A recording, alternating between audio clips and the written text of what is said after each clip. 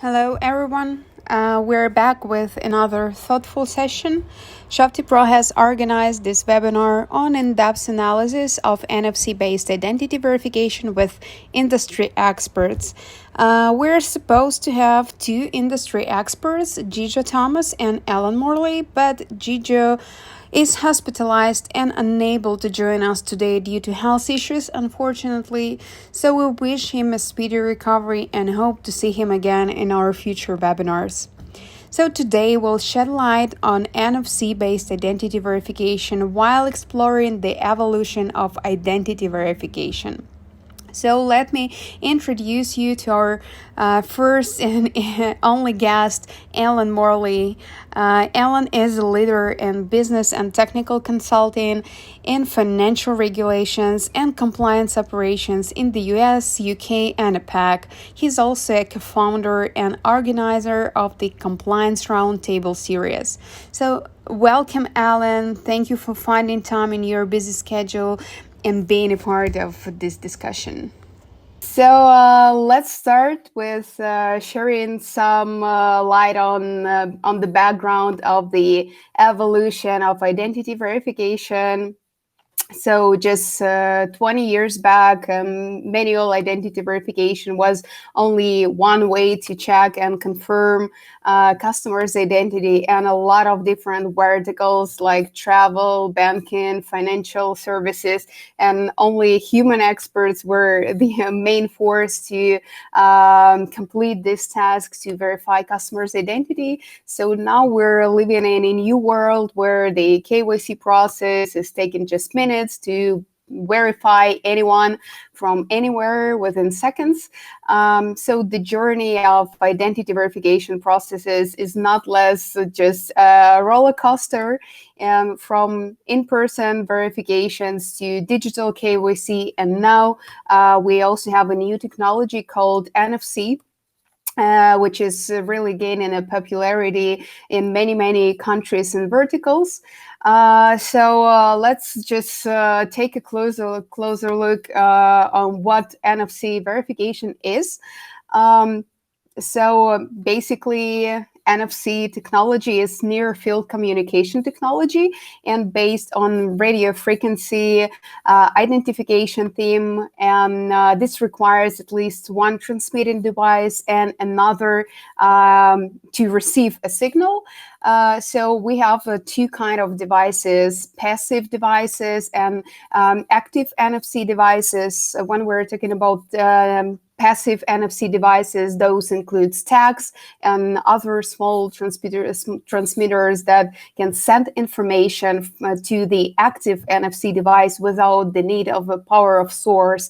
So this is something that biometric passports or ID cards are holding inside. So for example, if we're taking the ID card with the NFC chip inside, this has an electromagnetic waves, and by the active device, we can basically read the information from the passive device. So smartphones are by far the most common form of active NFC device. And basically in this way, we can confirm the information like name, date of birth, issue date, document number, MRZ line, and many other parameters that are available on biometric passports or ID cards. So do you understand the NFC verification process powered by Shufti Pro? Let me share with you a short video.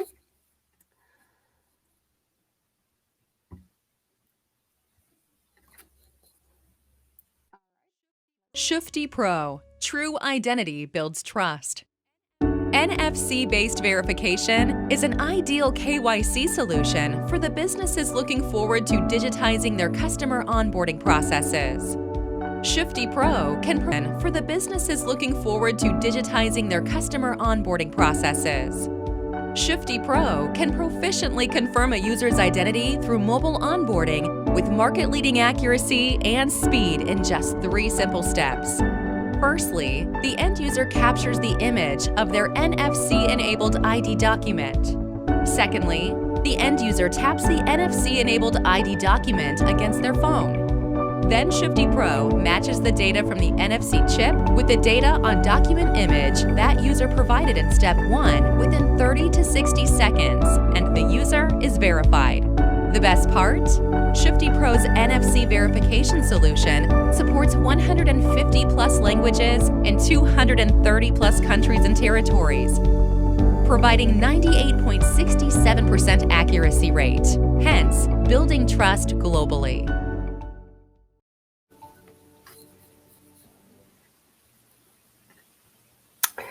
Yes, so as we can see from this very short video that basically the technology itself is very user-friendly. You don't need to be very tech-savvy. You just need to have a passport or ID card with the NFC chip inside, and then we would be able to read the information from this chip and confirm whether there is a match that we can see from the picture of the identity card or passport with the information available on the NFC chip. So let's check what our guests are thinking about this technology. Alan, what are your thoughts on using NFC technology for identity verification? How easy is that from your point of view?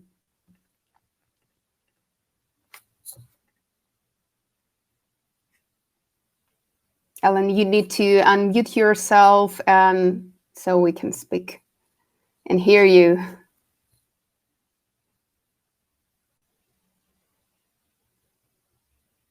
My camera, that's annoying. What I really like about Shufti Pro is, given where I'm.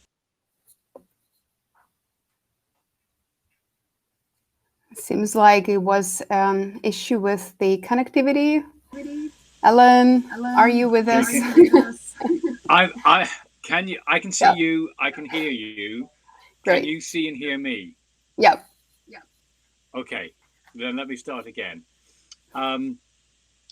In terms of one of the key things that I work on at the moment is I'm head of ops and BSA operations for an e-bank startup, and we are very much working in this realm in terms of biometric verification and how best to capture the data.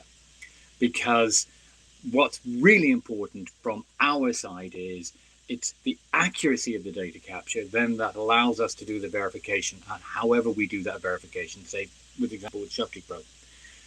And what I really like about what's going on now and with Shufti Pro is I can do that to the ultimate degree of accuracy because the information is coming from an utterly trusted source.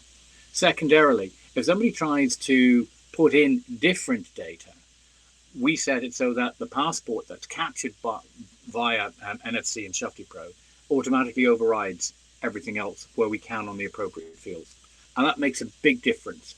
And so I really do like what's happening. The challenge I have in the US is we don't have the same number of verification outlets, automatic verification capabilities, as you do in Europe. And that's something that is slowly catching up over here, but it's not where you're at. And I'm eagerly anticipating these improvements coming online. Yeah, thank you, Alan, for sharing your thoughts. Of course, the world of identity verifications is really changing, and there are always, pros and cons in different countries and territories. So probably let's talk about the pros and cons of the NFC technology. So, Alan, what do you think are the pros and cons that users can face while identifying themselves with the NFC? Okay. Let's start with the pros. As I've said, the main pro, it's the integrity and the accuracy of the data that is captured and then verified. It is really, really good. And I like the speed with which it is done, the ease with which it is done, and the way in which I can take, here's my US passport. It does, it reads the chip.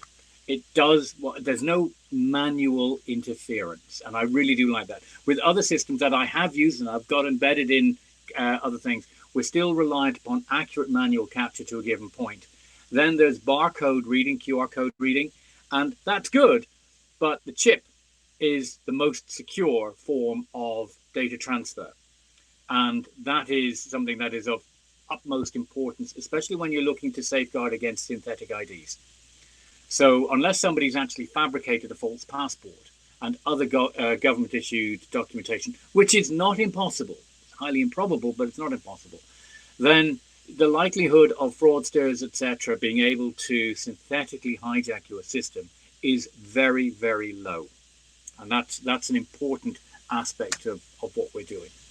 So the convenience factor is terrific. And it's certainly, if you're using an iPhone and you're using chip-to-chip communications, that's super secure. It's a little different in the Android world, but it's still secure, but it's not chip-to-chip. But it's still very difficult to hack and very difficult to interfere with. So they're the principal pros, which is what's got me quite enthusiastic about it. Yeah, I quite agree. Yeah. Okay, so let's look at some of the cons, the negatives at the moment. Well, first of all, the biggest challenge I have, certainly in the US, is the ubiquity of it in terms of the verification capability of the data. That is not as sophisticated or as well set up universally in the United States for this kind of service as it is in parts of Europe and in certain parts of Southeast Asia. But it's changing. So there's a time factor. So if you're investing in it now, you're ahead of the curve, but you're in a good position because you will have launched your technology, you'll have put this into play, and all that will happen is it will continue to improve. So that's con number one, but it's not much of a con. Con number two, and it's more of a fear factor than anything else, but it's not really a problem. People will be concerned about sort of passive or interference. Can somebody using another device with near-field communication read my chip-based government ID in my wallet, etc.? And the answer is no. There are other protocols put in place to safeguard against that. And it's no different really to the RFID in the your debit card for your for purchases, just touch and go, etc. There are other inbuilt security provisions, which I think you're better at explaining, Kristina, than me. But I have sufficient confidence that that kind of scenario is easy to play upon people's fears, but is not actually an issue in the real world, per se. But so again, it's a con, but it's not much of a con, as it were. And they're the two principal things that spring to mind when I'm looking at this. Now, the third element, and this is neither a pro nor a con, but it's something that I want people to think about, is, and this is where this near-field communication is going to be so important, especially with these. It's to do with 5G and how this is going to become so important with all the APIs and all the security that's going to be needed as we communicate in low latency, high packets, sort of high frequency to your phone in 5G for other forms of communications and Internet of Things. And this is where the inbuilt security of near-field communications is going to be vital, because we're going to be communicating with many, many more devices through our cell phone and through our homes, etc. I'll be on a webinar on Thursday discussing this specifically on 5G. And in that, I'll be bringing up near-field communication. So the two have a join, that they are coming together, as it were. And what I find is most people really don't grasp the 5G aspect. And that's where things are going to mushroom and explode in terms of possibilities, opportunities, and inherently risks. Yes, absolutely. And it's, more about the data privacy as well.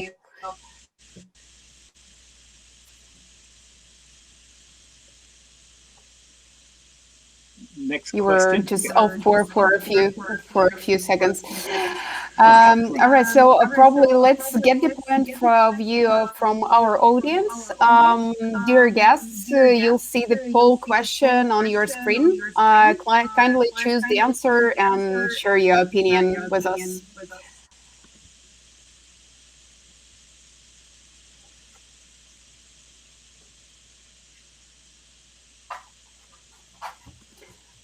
All right, so waiting for everyone to vote.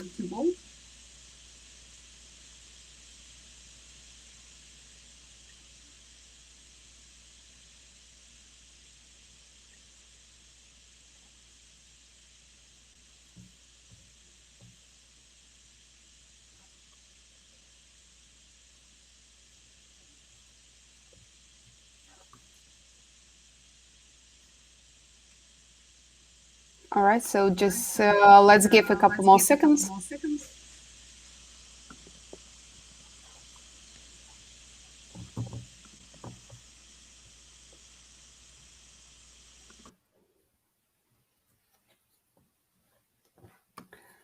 All right, so I'm gonna end voting today, and the question was: do you think NFC-based identity verification will enhance the digital KYC experience?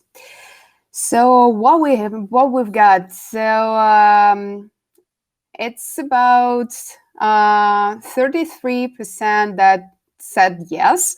They will probably enable NFC-based ID for their user experience. No one said no, and about 13% said maybe. And really, I'd like to say that really it's understood fact that users are always skeptical to accept and use something new at the very beginning, and so the user experience is one of the main priorities when implementing innovative technologies, especially when we're talking about NFC-based technology, because it's not so common today, and probably would be better if we will drop the next question.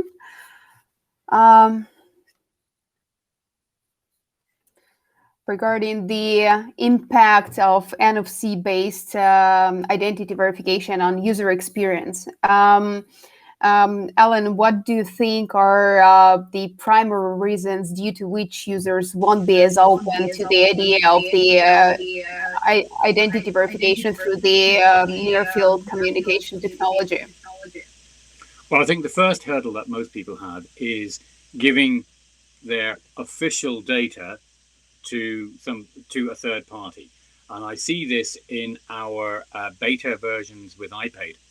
And even though on iPad we're clear this is beta and everything else, when we ask for the official document, the passport or the driving license or the other state issued ID, etc., people balk at and go, "Oh, I'm not keen to do that," and so that's challenge number one. I think it's universal, but I think NFC is going to make it a lot easier for people to do it once they get over this fear factor. And so we've got a hurdle of a psychological kind to come over and a trust issue. But I think once people start to see how trusted that transfer of information is from the device, and then it comes back verified, and they go, oh, and it's done really, really quickly, people will feel more comfortable. And I think NFC will have an inherent advantage over the QR code reading type of solutions, which are good, but NFC really does bring that secure chip-based security into play in a way in which QR code doesn't necessarily. And remember, a QR code can be photographed and copied. I've seen this a number of times. So there are inherent issues with that system. So NFC offers us higher security. Nothing's utterly impregnable, but it offers us higher security. And I think people, once they start to see that and trust it, will just gravitate to it just being normal. Just like when you use the same thing when you go and have your passport read when you return to your home country and it's all done electronically, people just begin to accept it as the norm.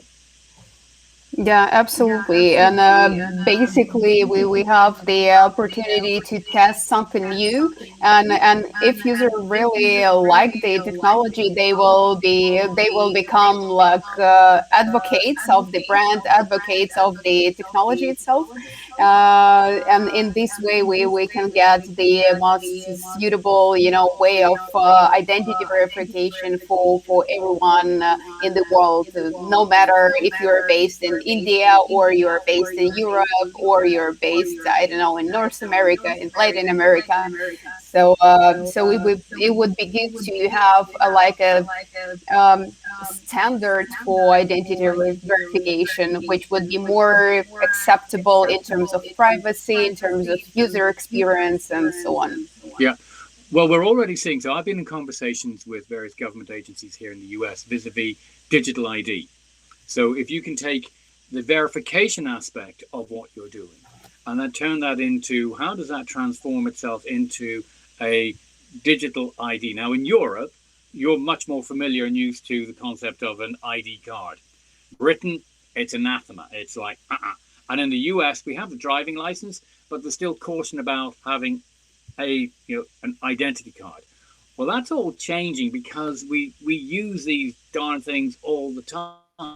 So certainly we can see that the trust factor has to come in and the verification has to be good. Now, we have to be mindful of data privacy, as you rightly said, but also the different jurisdictional boundaries between what you can do and what you can't do, etc. So if somebody from Europe is signing up for something here in the United States, you've got GDPR requirements and Yep. concerns. So the institution setting things up by way of a service using Shufti Pro, using near field communications, has to build it in from ground up at the very beginning.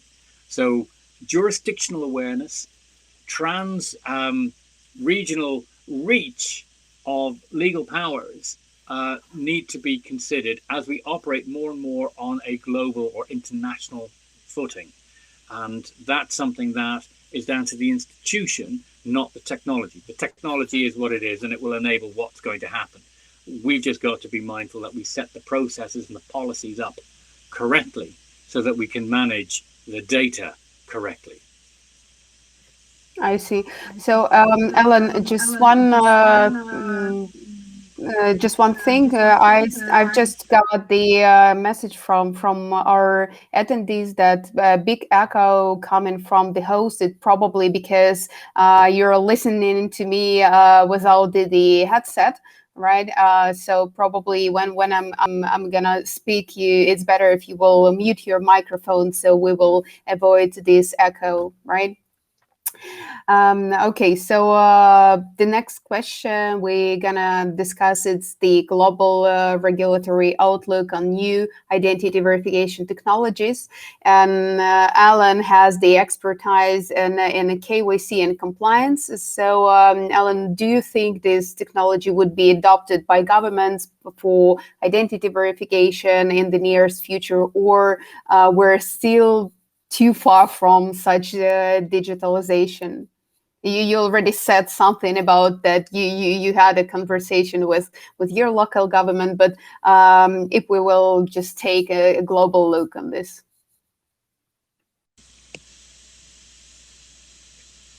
Different regions have different stages of maturity in this regard. Singapore is already using a digital infrastructure to verify ID and to facilitate all sorts of communications and transfers of payments, etc.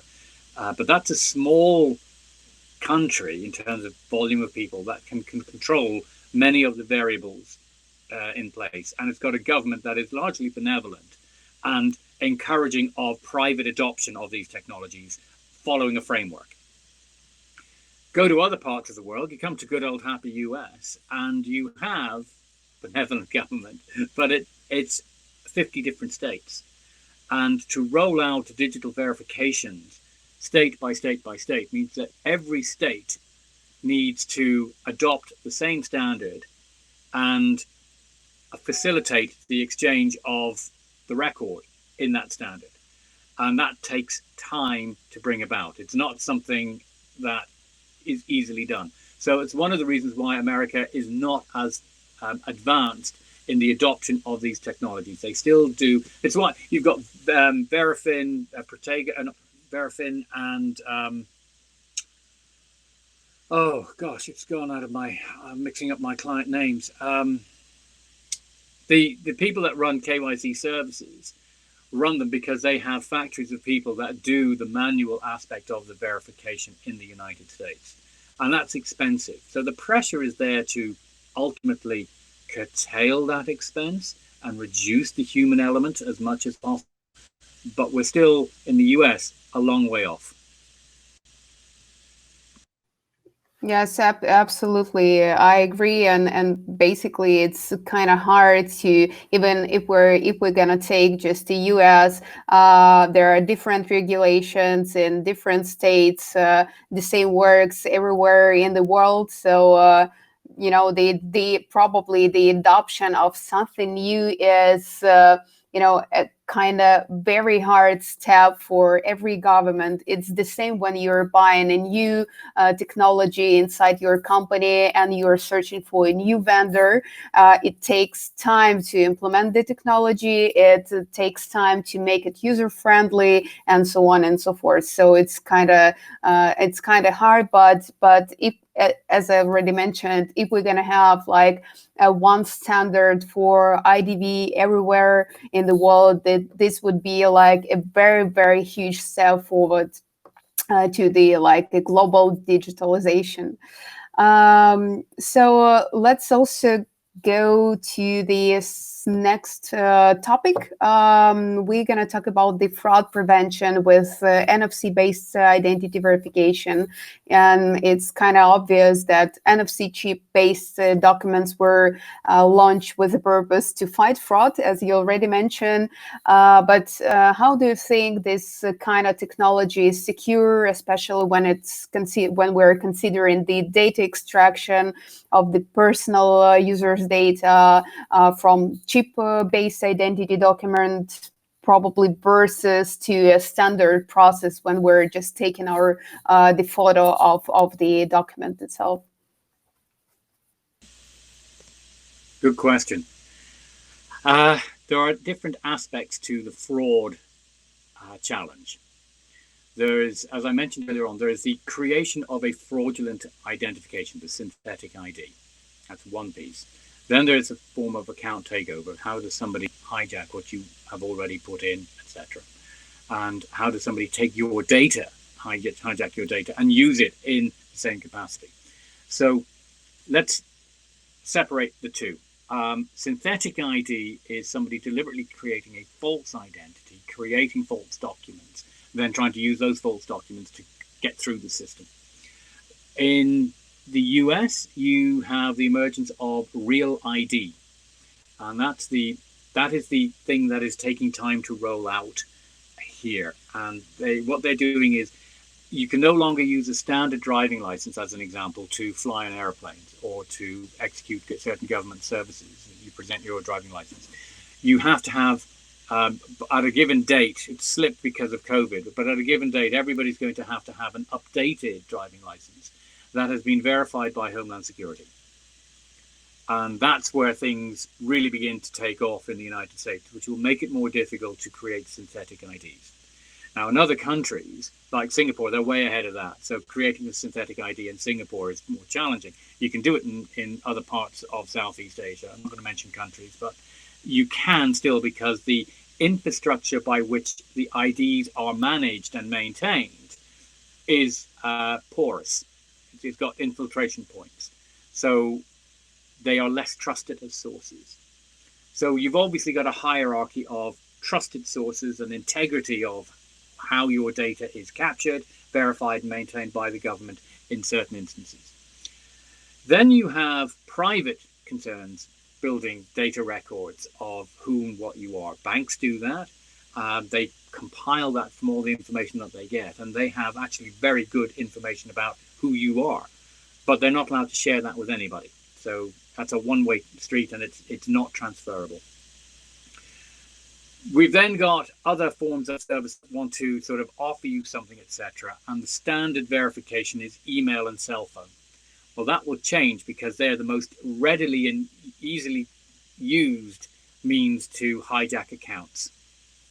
So, bringing this all the way back, NFC brings in much tighter control over access to the information pipeline. So, by using my device with my government chip-based ID and connecting the two, it's an act that is very much me, my device, and the third party down at the end of the communication pipeline. So from a behavioral aspect, it is much tighter, it's much better. You have then had the security from the chip to chip. Then you have the backup, the verification of the selfie, and there are other ways you can protect against false images and so on and so forth. But the sophisticated technology that's coming in that allows us to compare prior photographs of the person, that builds up an ever richer image of who you are as you change over time. I didn't always look this fantastic. Once upon a time, I was young, and my face shape was different, and I was younger before that. And we've got to think in terms of the life cycle of the customer that we're dealing with over 10 years, 15 years. Our features, our biometrics are going to change. Our driving license is going to change.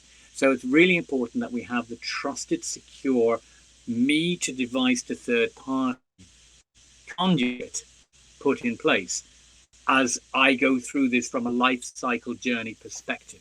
So we've got to think more than just acquiring the customer today. We have to think in terms of managing and growing with the customer as they change over time. Mm-hmm. And what do you think about the possible, ways to forge the NFC chip inside the document? Is it really possible? If you're the KGB, you can do anything. But on a volumetric scale, you can create cards with chips and do things. But ultimately, it needs to be sourced and connected to, by way of its own communication, to an external third-party source. There has to be a complete connection, virtual connection all the way through to all the required safeguards built in. So building a reliable, robust, scalable, and workable chipset, false information set in this, it's going to be difficult and require sophisticated operations. It's not going to be your day-to-day mishaps and other forms of identity theft. And I don't think that's going to happen anytime soon. I'm not saying that it won't, because we are dealing with people, and people will always try to do something to gain an advantage. And we never know where the real threat's going to come from. It usually comes as a surprise when somebody's found a chink in the armor. But right now, as I've said before, this offers perhaps the most robust chain of the individual to the device to the third party going. And so near field communications are a big step up in that regard. And one of the reasons why, certainly from my endeavors perspective, I'm very keen to pursue these opportunities. And remember, it's not just the immediate capture, it's the life cycle. Yeah, I've got to have a relationship, say, with you for the next 5-10 years, and you will change. And you've got to trust that when we communicate, when we do things, and I share it with you, it's secure. And that's really where I think we have an advantage here. Yeah, thank you for sharing your thoughts. Kindly mute your microphone so we can go forward. We're gonna have another poll for our guests. So let me just open a question.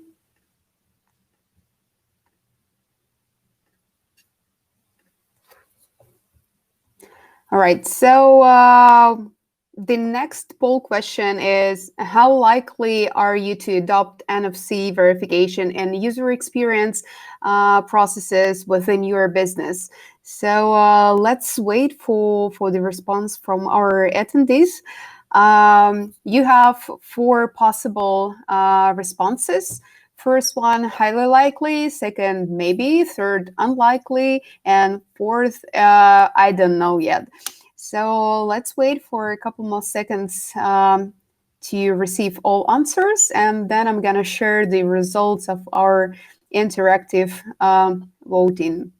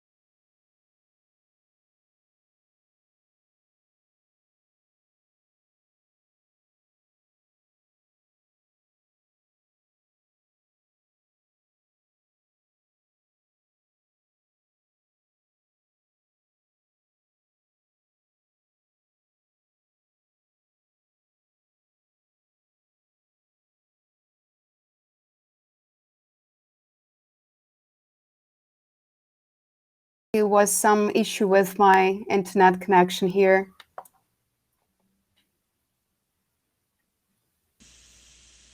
Did you ask any questions? Yep. So yeah, we had a question regarding how likely are you to adopt NFC verification and user experience within your business. So so what we've got, about 40% said highly likely, 13% said maybe, and 7% said I don't know yet. So these are the results that we got. And certainly it really took many years to adopt new technology, as it was mentioned before. We really have like a very small period of time to implement something new, and probably some businesses like startups or small medium-sized businesses, they're more open to new technologies, because if we're talking about like big enterprises, it's always very hard to implement something new.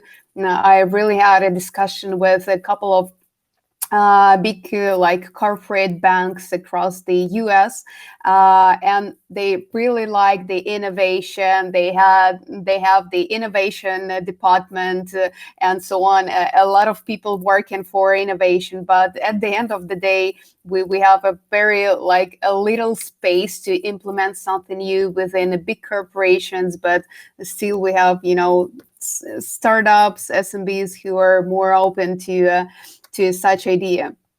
So we have another question and another topic regarding the adoption of these NFC technologies across different verticals. So Ellen, here is the question to you again. So do you believe that there are any technical limitations for NFC in terms of its adoption across different verticals, like for example, travel and tourism, or financial industry, or healthcare, or anything else? I see this technology being adopted in many, many industries for many different reasons. I think one of the first areas where I think it's going to be adopted and adopted quickly as we look for a digital passport for vaccines.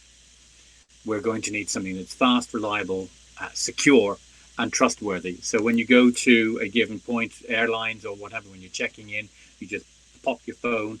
People don't see any data about you, but the phone verifies through near-field communication. It's got the app that's got all the information, and it goes through and then verifies it with third party. That is something that is, these conversations are happening now, and the means to do it are being determined now. I don't know what the final solution outcome will look like, but I know the conversations are happening. Europe is pushing ahead with one format. The US is trying to get another format going here, and there are different industry groups pushing this. But there is a role for near-field communication and the security that it brings in this regard. That's just the immediate need that I see. Travel, access to services, being able to secure, to meet, as we travel around the world, we meet people that we've never met before, and there's got to be a higher trust factor. I see near-field communications as verifying that, you've met person, maybe your Uber driver, etc. You connect, there's a record of that connection. You know that Uber driver now is being tagged and marked. There are so many things you can do without having to faff around and say, let me send you my details. It's basically phone-to-phone contact, and then verification that the person you are with is who they say they are, which is of utmost importance. So you can take that into so many different industries. And health records is another. You go to your doctor. I know in the US, you've got to sign in, register. You've got an awful lot of, I see people fiddling on their phones all the time. Tap, tap, tap, tap, tap. I do it myself. Yep. Wouldn't it be great if you just go in and go, zap, here I am. And then all my information just automatically is verified, and they have the information that they need for the appointment and nothing else. And that will be enabled by such communications devices. But to your point, Kristina, it's the deployment of this, and it's going to be piecemeal, different industries doing different things, and early adopters, those that can actually break the mold and try something new. So the large banks, as you rightly said, they really are more challenged in being able to adopt and deploy this technology than the neobanks and the new startups like mine. Because we've got no other way. We've got no bricks and mortar. We've got to do this. And we've got to do it right to build the trust. And that's what's got the bigger banks concerned, because they can't adapt anything like as fast as we can push things out. So that's what's pushing the adoption going forward. It's it's initiatives like the one that I'm working with at iPaid that makes the difference. So you can think of an industry, you can think of where information is exchanged, and certainly at a personal level, and that exchange will happen more conducively and securely with near-field communication. Yeah, and you're working in a like a banking industry, right? So maybe you can also elaborate a bit more on the implementation of NFC within like digital banks. So you already said that probably neobanks and digital wallets would be the early adopters, but would it be limited to fintech and e-commerce, or to banking activities, or probably it's like a technology that could be useful not only like within the e-banking industry, but for, let's say, I don't know, agricultural industry, or let's say the entertainment industry. So when people are visiting, for example, I don't know, a football match or something like that, so they can also verify their identity just within seconds without, you know, bringing anything else in order to verify themselves. Yeah. Right. So there are what you can do with this technology is create ecosystems. So if you're one kind of institution, you can push your technology into another system. And I can't give too much away, certainly from an iPaid perspective, as to what we're doing, because that's outside of my remit.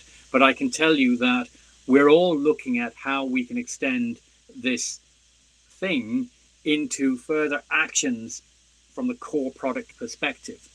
So if you can imagine, if I go to an event, if I go to somewhere where there are other people, or I need to be identified as I go into that, I need to be over 21.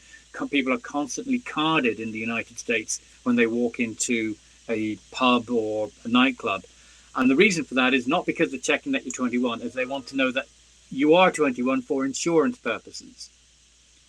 And so by signing up and being authenticated and then being able to access via the same ecosystem and using near field communications when you arrive there is obviously a way to go. And it's just natural extensions. And I think these micro extensions from one to the other are really what's going to pioneer its adoption on a broader scale than relying on a telco or a big bank, etc., to try and push it out. I think it's the micro solutions through individuals realizing that they can take this technology and deploy it in new ways to better themselves for their own gain and the people that they're immediately working with. And that's where we'll see it take off.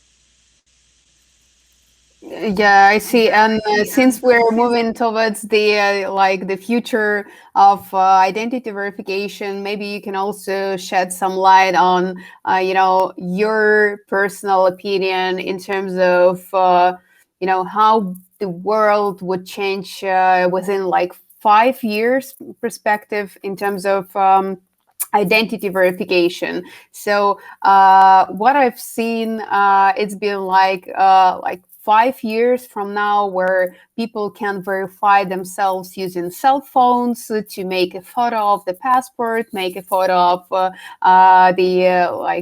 do a selfie in order to do a liveness check. But do you know the technologies that could disrupt the world of identity verification? We're not talking about the NFC itself, but probably you heard of any other innovations that could, disrupt the world of IDV.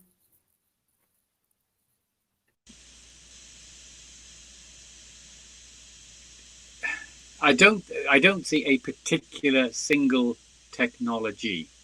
I see the inhibitors, the things that slow adoption down, such as making sure that these technologies and protocols follow NIST standards for security, ISO 27001 standards in development, and that people have trust in what they are signing up to. The biggest weakness in the system is simply who you're doing business with. So I'll trust JP Morgan Chase, I'll trust Barclays Bank, I'll trust BNP Paribas at a given level. But when we start to go to the microservices and to this 5G technology environment, and I see 5G as being more of an enabler as opposed to a disruptor, we're going to end up with trust issues about who am I connecting with. And that's going to be the single biggest factor that will either promote or inhibit adoption. And we really need to understand what's going to happen with 5G in 5 years' time, because quite frankly, right now, nobody really understands what's happening with 5G, but its potentiality is enormous. And we haven't, from a development perspective, from an Internet of Things perspective, we haven't even begun to scratch the surface of what's possible with new low latency, high availability, fast packets of API communications, and your safeguard is going to be a chip-based security mechanism. Otherwise, you'll be overrun, and bad actors are looking at the same opportunities, but from a totally different perspective. So I don't see one technology inhibiting it.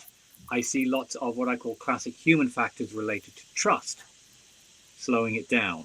But I certainly see 5G being one of the biggest enablers for the adoption of this technology. I see. I see. Yeah, thank you for sharing your thoughts. And I think that people really are the influencers on what are going on anywhere in the world. And if we are able to accept something new, probably in the next 5 years, we're going to have another life, another reality, the same that we just have with the COVID, because COVID has shifted our lives, and we were in a position to accept something new because it was a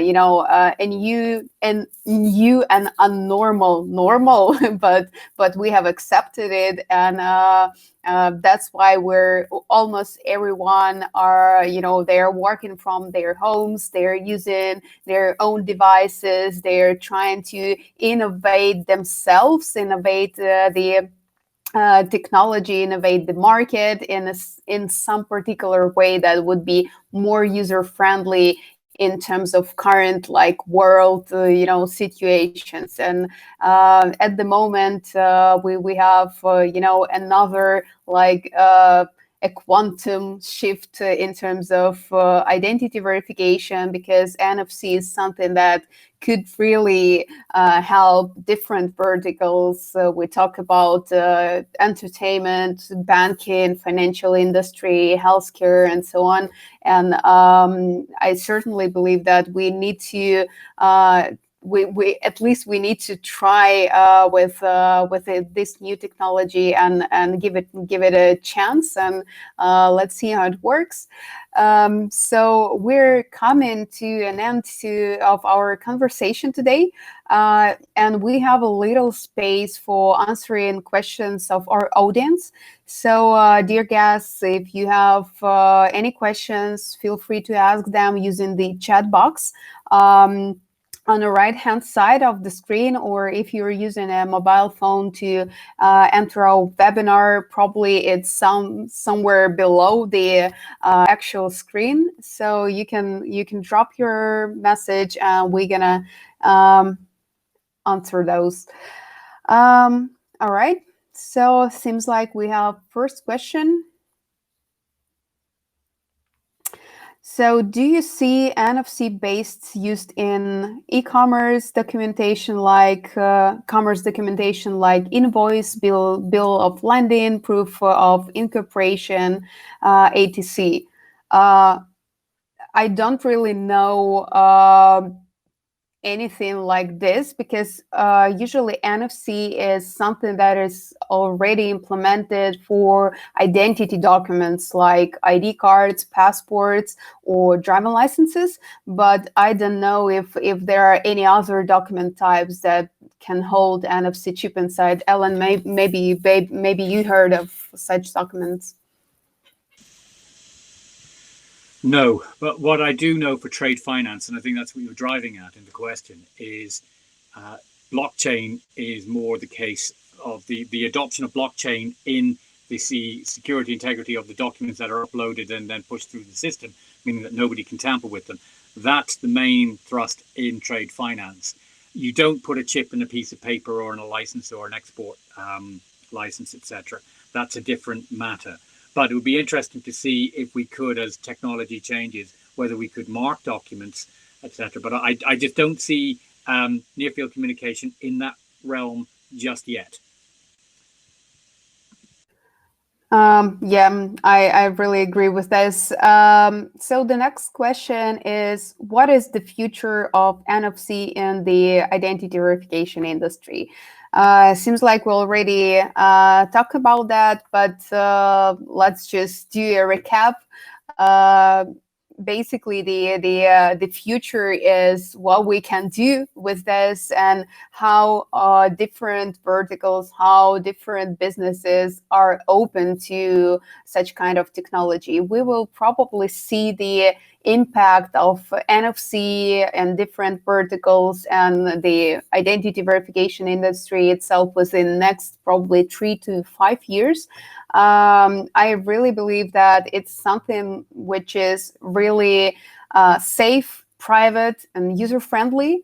And we have like the next couple of questions regarding how safe is NFC technology, how does NFC benefit individuals, and we already also we talk about this, and I really see that NFC is something that is really user-friendly because you don't need to do anything. Like you just need to have a passport with the NFC chip inside, hold this passport close to your phone or close to another NFC reader, and that's it. So you don't need to input your like text fields manually. Ellen already said that it's something works to be implemented within the healthcare industry. So you don't need to fill out all the fields in, I don't know, hospitality form or the fields in, you know, a registration form. You just need to have a passport. You need to hold it very close to the NFC reader, and that's it. And so you've got the verification, all the data has been extracted, your first name, your last name, your date of birth, your social security number, emergency line, or anything else. It depends on the document type and the issuing country. If you have something to add, Ellen, you can add, please. The important thing to understand is the use case. So when you're thinking of facilitating near-field communications in your products and services, you have to look at the points of interaction and how that happens in a natural, easy way, and how information is shared, and where it isn't going to connect, and where you cannot provide that easy connection. And that's time well spent thinking it through properly. So start with your use cases, your end goal, and work it all the way back. But I think you'll find more and more cases, certainly where you are interacting between a digital and a physical world. This is going to become ever more prevalent going forward. So the next couple of questions, so we have about 4 minutes left, or three minutes left before the end. So let's answer a couple of more questions. How does NFC secure you from the chargebacks? I really don't have a case where NFC can secure from chargebacks, because it's nothing to do with the chargebacks. It's something that is more connected to identity fraud, but we already had the topic about the security of NFC chip, and which is not really forgeable at the moment. So if you have a real passport that holds NFC chip inside, then it couldn't be forged, it couldn't be faked, or something like that, at least at the moment. And if it's a real identity, and if you're buying something from someone, then how this chargeback could happen? Ellen, maybe you want to add something?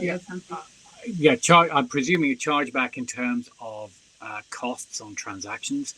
That's not going to have anything to do with near-field communications. That's to do with your bank payment services and other things. I don't see how NFC is actually going to participate in that, other than it just protects the device, the device, and the communication line. So I think that's not so much of a concern for NFC adoption. If you're concerned about transactions and cost, etc., that's another conversation, and it's one of the things that I'm working on with iPaid, and part of our unique business model here in the American banking market. But that's another conversation another day. Yeah, probably for those who are interested in a chargebacks question, we can share an email address of Ellen, so you can get in touch and ask any questions related to this topic. Now we have another question. Are NFC tags reusable? maybe Alan would be the right person to answer such question. That's a really good question. The answer is if the tag has got its own unique ID, so you can put a lot of metadata into the tag, then once the tag is used, the ID is then marked as unusable elsewhere. All right, thank you. Let's go to the next question. Where else is NFC used? So if you will elaborate a bit more, do you mean the technologies or services or industries or document types? So Paul, if you can just give me a little, more details about your question, then we will be able to answer. The next question is probably the last question of our webinar. How does NFC benefit businesses and not-profit organizations? Probably we already talked about different benefits that NFC could bring to commercials and non-commercials organizations. So we're just talking about the methods of identity verification rather than the different benefits that different businesses can gain with it. It's more about the way how different organizations can basically identify the person in a secure way, in a fast way, and in a trusted way. So this is the main thing that we need to take into consideration when talking about the benefits that this technology could bring. Ellen, if you want to add something, then please add.